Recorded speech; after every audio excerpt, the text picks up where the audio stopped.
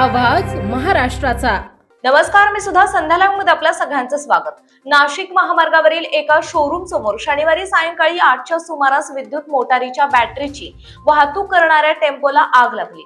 या आगीमध्ये बॅटऱ्या आणि टेम्पोचा मागील भाग जळून खाक झाला असून सुमारे 5 लाख रुपयांचे नुकसान झाल्याचा प्राथमिक अंदाज पोलिसांनी वर्तवलाय। नाशिक येथून विद्युत मोटारीच्या नादुरुस्त बॅटऱ्या दुरुस्तीसाठी चाकणकडे नेल्या जात होत्या।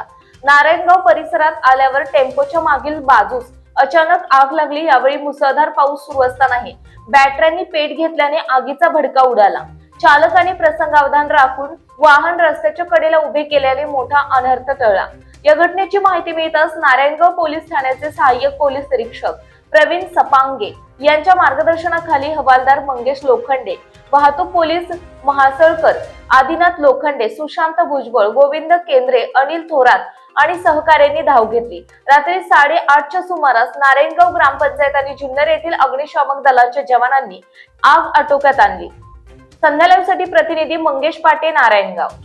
ताज्या आणि महत्त्वपूर्ण बातम्या पाहण्यासाठी आजच आमच्या संध्या लाईव्ह न्यूज चॅनलला YouTube वर सबस्क्राईब करा आणि बेल आयकॉन प्रेस करा।